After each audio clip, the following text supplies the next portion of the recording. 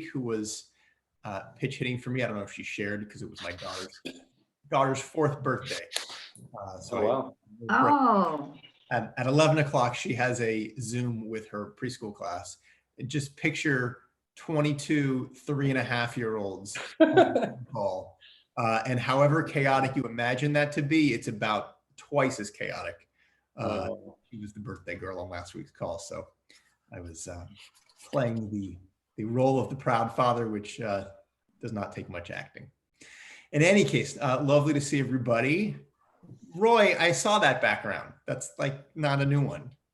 Okay, I'll change it. I was admiring your backyard there. So it's not my actual backyard, but sort of. This is a shot actually of Santa Barbara, of my what was, at least when I lived there, my home golf course, still my father's. Thought you might be out in the desert, but no, this is Santa Barbara. Santa Barbara. It almost looked like Palm Springs. Yeah. La Cumbra Golf Club, and what is it, Tuesday at almost noon? My dad might be out there. It's the 13th green, which now that I talk about all that, just kind of rubs a little salt into the wound that I'm not out on the golf course right now. So we're going to get right to it. We have a couple days left in the month of May, and it was really important to me that I wanted to get our guest for today, Mike Koch, on our show during this month of May, because for those who don't know, May is Mental Health Awareness Month,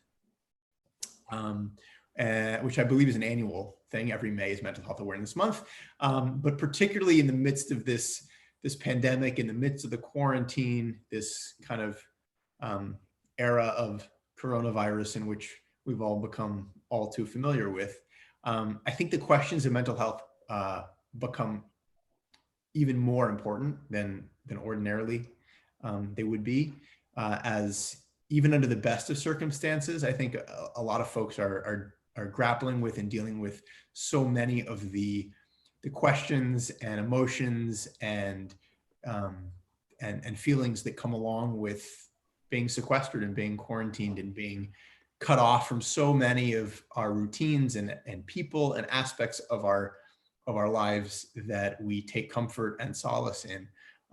For those who were with us may remember one of our very early conversations now 8-9 weeks ago with Michelle Prince, who's the executive director of Our House, the grief counseling organization. And we talked about how there were the stages and emotions of grief that many of us, particularly early on, were feeling and experiencing as a result of this crisis. So thrilled to have Mike Koch with us today. Mike's the interim director of the Southern California Counseling Center, which is an amazing organization, one of our collaborators at Koch that provides, under normal circumstances, one-to-one trauma-informed, I think is the right phrase, therapeutic services to our clients. They've been, he's going to correct me in a minute, but I want to say going on the better part of 50 years, something like that. I go to the fundraiser every year, and I hear the amazing stories, and I hear that, but I want to say going on 50 years, and really just doing some really amazing work. So I'm thrilled to have him and welcome him today. Mike, thanks for being with us all the way from Niagara Falls. Oh yeah. Working on yeah. So maybe let's start there. You can correct any of my introduction that wasn't quite on point. Tell us a little bit about Southern California Counseling Center, you know, what you guys are, what you do.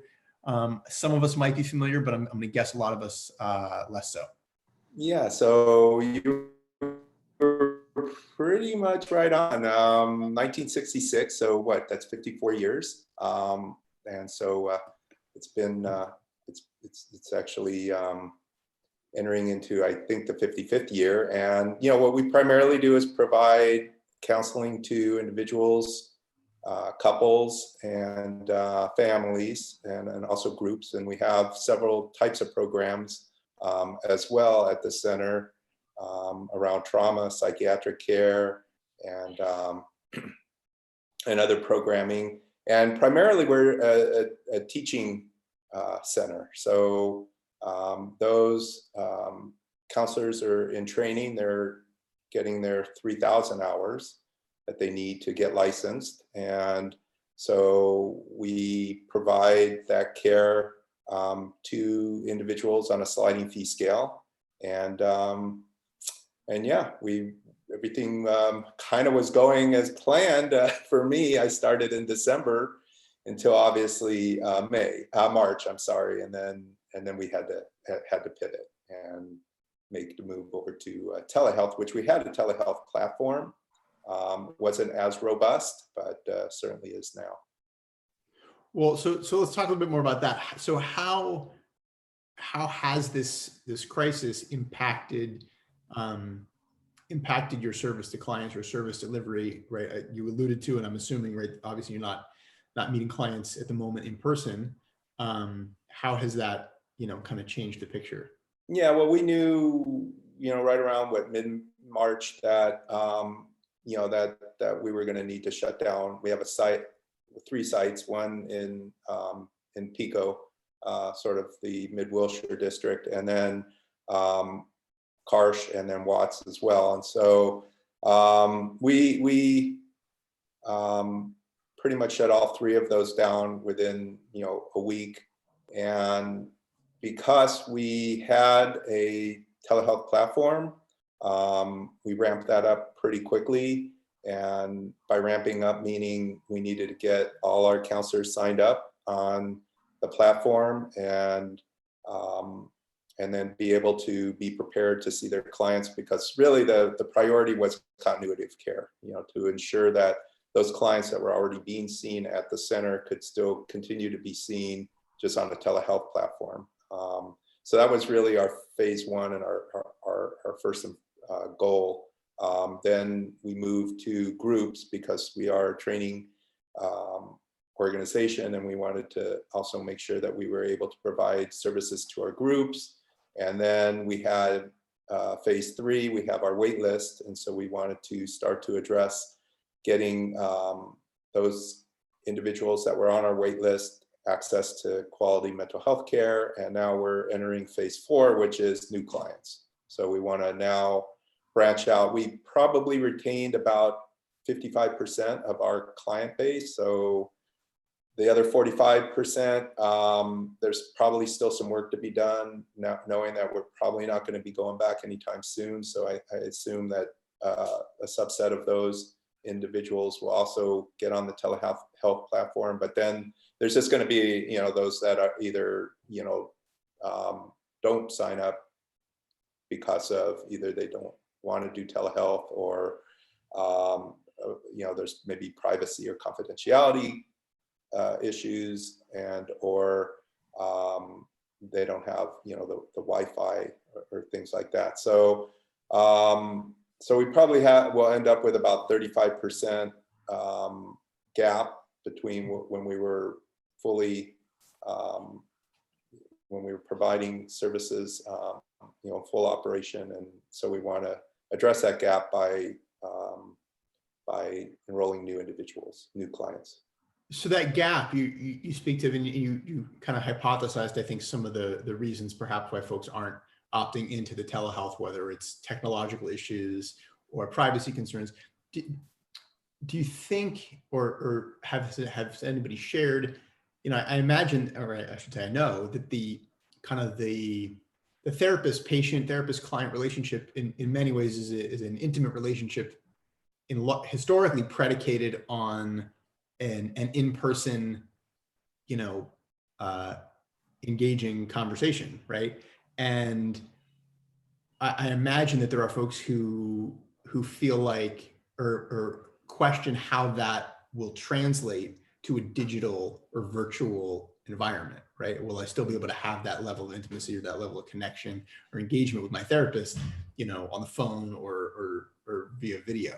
Has anybody expressed that, or do you think that's? Yeah, I think in the beginning there was those concerns, certainly, and many of those were addressed to that kind of 55% I'm talking about that were retained. Yeah. And that didn't happen overnight. I think there was obviously a learning curve there, and things that we learned around probably 3, from what the counselors told me, there were really 3 major areas. One was around time. One was space and the other was power. So those kind of dynamics, and not being a therapist, I don't want to get too involved into that, but there were obviously some barriers there that had to be addressed. The other group that didn't sign up, I think, there was some of what you've expressed, where they would either have to go to a car to get privacy, or, the 1-bedroom apartment was too small and they were afraid to be able to have that intimacy and that confidentiality being in such tight quarters. So just by that kind of a space, there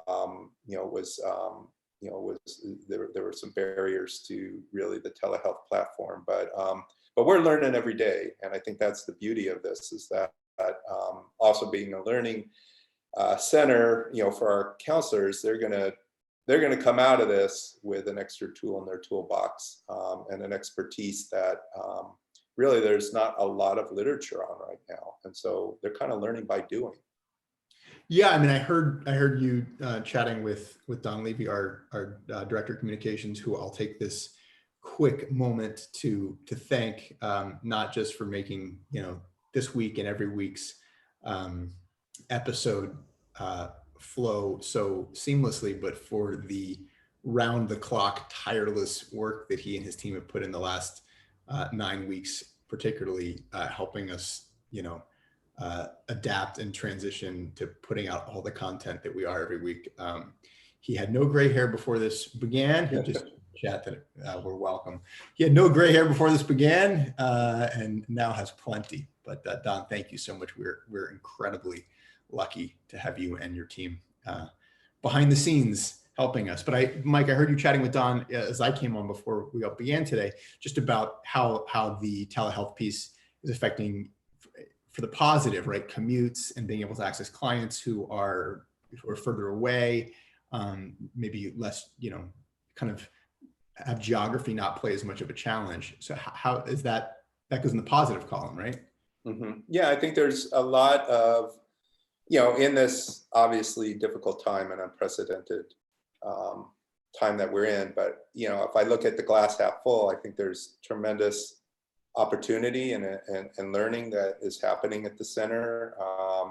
We're no longer kind of restricted by how far you are to the center. I think when we start to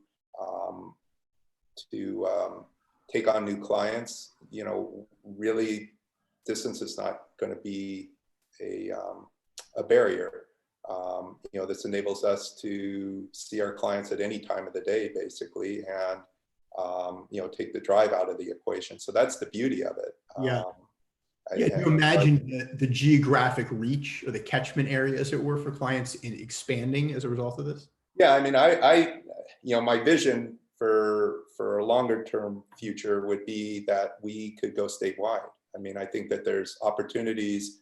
I had past experience in the Central Valley, and getting good quality access to counseling is pretty non-existent there. And so I think we could be in rural areas and in areas and pockets of the state where there is no access and there's a lot of demand and no supply. And our counselors will now have that experience, and we'll have the platform to be able to deliver. So I think that the opportunity for the counseling center is really, its future is wide open. This new platform is giving us that ability to really provide, to be responsive to the needs of any community, and especially right now, isolation, anxiety, depression, fear is an issue. We could meet the needs of individuals all over the state. Yeah, and it's interesting. For many of the folks on the call who've been with us for most weeks, that's a clear, definitely a reoccurring theme that many of our folks have highlighted, right? That one of the benefits of this is that it's uncovered potentially the ability to be able to engage with clients in need far beyond the geographic parameters that historically, we'd seen as being within an area that we could serve. Mhm. The other piece, And time has been, when we comb through the wait list, time is an issue as well. And so, for individuals that may have to travel to the center and then have their session and then travel back, I mean, we can reduce that time by them being able to do this in their home, and again, achieve the access that we want as well. So this is it's kind of, to use the word exciting, it's, no, in this pandemic is tough, but I think the opportunities for the center are exciting, and certainly I think that we should be excited about this technology and leveraging this technology. It's definitely, I think, necessitating all of us in many different sectors to learn new skills and adapt the way we kind of do business, for lack of a better phrase, much of which hopefully will be, exciting and useful whenever things return to some semblance of normal. You highlighted a few minutes ago that on the negative side, perhaps the privacy concerns, given the reality or nature of certain people's living spaces, the ability to get, a quiet place to engage with a therapist. I wonder if there's also potentially a positive side to that, which is that for folks who have maybe trepidation or anxiety about entering a therapeutic relationship because of stigma or whatever else, if the ability to be able to do it from your living room or bedroom without having to show up at a physical site feels like a lower barrier to entry. Yeah, I agree. And I think that's, I think out of this would be, I'd like to have some research grant to be able to really document and memorialize a lot of this, because I think I agree, there's so many different dynamics and so many things that I'm hearing as a result of this platform, pros and cons. But I think even the cons we can maybe turn into a pro, if we really understand it. But yeah, I think you hit the nail on the head. There's opportunity there as well, because that's where I go to that kind of power piece, is that, you're kind of in my living room and I'm in your living room, and it's kind of bringing down that different kind of stigma that might be if you were in an office setting where, someone's in one part of the room and another person's in another part of the room. And so that whole dynamic kind of changes when you're doing it, virtually.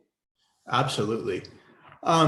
So aside from the kind of the service delivery model, right, in terms of it becoming virtual or telemedicine, have you observed or have you experienced any new needs or new areas of service that have kind of been uncovered as necessary in responding to this new? Yeah, I think certainly, the center isn't really, the therapy design, from my understanding, is kind of more of a longer term engagement. I think we need to revisit that in lieu of today and look at a different kind of delivery, more on a crisis. Because I think, some of what we're hearing and some of the phone calls coming into the center are more crisis oriented. How do I get by this particular moment in time? And whether it's another healthcare professional or just an individual looking to get some counseling just around the isolation piece.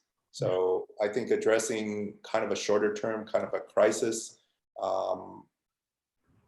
type of counseling is something that we need to explore. So you mentioned a few minutes ago, waiting list. You addressed the fact that, in essence, you've retained about 55% so far of clients. Hopefully that'll be more like 65% or higher. But a question about either new clients or potential new clients, I actually don't know what the kind of, if there even was, kind of typical client profile was, let's say in January when you took over. And has that changed now as maybe folks are starting to experience feelings, emotions, things that they feel like could be addressed in a mental health counseling space? Has the kind of, have you seen, I don't know, a shift in the client population or new clients that might not have thought they'd be, not? Well, we haven't yet because we're probably about a week and a half away from starting the intake. And so all those questions We'll talk again in a month. will kind of be answered on the intake, but anecdotally, I'm going to just, from what I'm hearing from those that are, taking messages off the phone is that, I think it's going to be across the board. I think it's just, going to be individuals that are really that need help, during this time. So anticipating that shift and obviously this pivot to the telemedicine model, and everybody adjusting to it from the therapist side to the admin back of the house to the clients, what are the biggest challenges? You're almost 6 months on the job now. What are the biggest challenges organizationally, institutionally you guys face, other than money? You come from the grant making world, I know, and that's always the easy answer for any of us in the nonprofit world. But other than money, what's the biggest challenge you think you guys are faced? Well, I think the beauty of the center, and I know I'll check. I think Susan is on the line. Susan Troy, our board member. Hi, Susan. I think that the challenge. Well, what helped in the transition was that we don't take any government money, and so by not doing so for the 50 plus years of operation, enabled us to be agile and nimble at the time where we really needed to be responsive. So to be able to really turn on a dime and go from, basically the majority of our services in person to a telehealth platform, that was assisted by just being an organization organization that's nimble and agile. I think kind of the challenges ahead will be not knowing the future and not knowing if we're going to be going back anytime soon. And so kind of planning both scenarios, if we go back, what does that look like? I don't know if anyone has the answer, but, certainly, what precautions, because health and safety is our highest priority, are going to be needed, and how many counselors will want to come back and how many clients will, so there's that challenge around, if we were to go back, what does that look like? And then, I think if not, this is our future. So how do we capitalize on this platform to be around for, this might be the way that we're going to be doing counseling for a while. So, certainly even afterwards, we're still going to be using this platform. I think it's here to stay now for us as a line of business. But I think the challenge is also working with the counselors to understand, this might be the new abnormal for a while. The new abnormal, I like that. Better than the new normal, for sure. Well, I know that I'm not the only one with questions here. We got a bunch of other wonderful people on our call here today. So I'm going to open it up to anybody else who has a question for Mike. You can either raise your hand, virtually raise your hand. There we go, Gail, or put it in the chat if you want. Gail, I'll unmute you. Hang on, Gail. Gail, wait, you're still muted. For some reason, I'm not able to unmute you. Okay. There we go. It asked me to unmute myself. I thought you unmuted me. I have a few questions because I'm a navigator at Koch, and I see people come in for the counseling, and I know how important it is to those people. I've been curious about your sliding scale. Just, is it possible to give an idea of the range just for referral purposes? Yeah, the scale is around $22. but I've seen it all the way down to $5. So really at time of intake, that's all assessed. And then of course, during this time, there are some clients who have a financial hardship. So we address that as well, because no client is going to be abandoned. Is 22 the upper limit, do you mean? That's sort of the average. There's some Okay. that exceed that, but I don't even know if I'd say that's the average. That's most of the what I see is around the $22 range. Okay, and during this period where you're starting to look at the applications and do intakes, is the waiting period going to be less than what it normally would be? And is there a typical waiting period, or is it all over the place? No, I think the waiting period should be less. Should be a lot less. I think, the waiting list that we had prior was due to a couple reasons. One is those that were working and could only be seen later in the evening, was a supply and demand issue. You had more demand and less supply of counselors, and then the reverse is during the day where we would have more supply of counselors and less demand for the service because our clients were working. So I don't think that dynamic will exist on the new client, only because now, really, I think it could be much more flexible and responsive to the timing. One last area I'm wondering about that's more general is, are you having to train your counselors not in the technological part of teleconferencing, but is there a change in how they're doing their work? I don't know if there's a change in how they're doing their work. I know that they're sharing a lot of, they're meeting with their supervisors because they're all of them are supervised. And so in their supervision, they talk about it. I know there's some literature that's being shared. And then we have some other organizations like Maple and Airport Marina. So we're getting information, we're sharing information as well. So, I think there's some resources out there for them, to kind of understand this practice in this kind of platform as opposed to in person. I'm sure there are differences because I hear there's differences, and how they navigate those differences. They have that safety net where they have their supervisor and their supervision to sort of go over and address that. But everything is still very HIPAA compliant, as far as confidentiality and things like that. Those things don't change, but maybe the dynamics of just keeping attention and eye contact and things to look for, and and the sharing of space, because you're in the, as I mentioned earlier to the rabbi, you're in their space, they're in your space. So just those dynamics.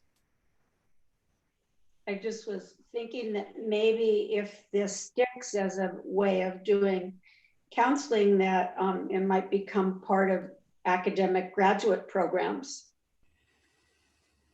because it may be something that just becomes a part of how therapy is done and how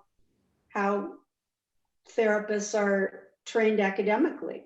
Yeah. No, I agree. I think, in the beginning, when we always had the platform that we're using, which is called We Counsel. You kind of had your early adopters that gravitated toward wanting to use and understand the platform, but it wasn't as robust. Now that it is, and folks have gotten, counselors have gotten many more hours than they ever thought they were going to get under this, COVID pandemic. I think they're getting a much more comfort level, and this is here to stay.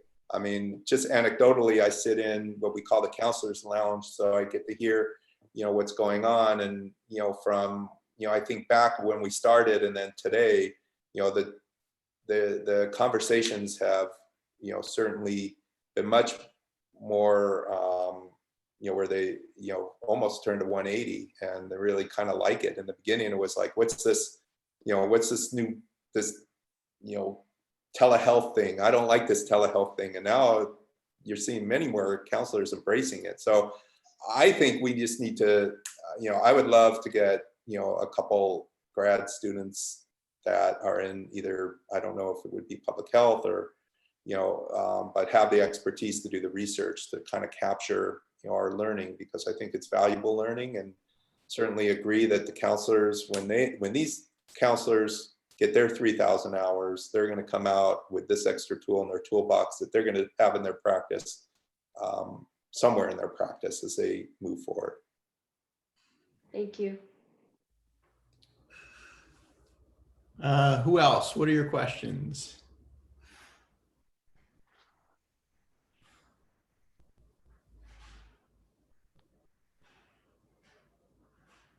All right, well, I've got one more. I could have answered everything. Not that good. Impressive, Mike. Very. Oh, I don't know. I don't know if it's that or, but Lori. I've been hearing that Dee Hirsch has had a huge increase in the number of calls they're getting on their suicide prevention line. I'm wondering if your center also provides services for people who are at risk for suicide.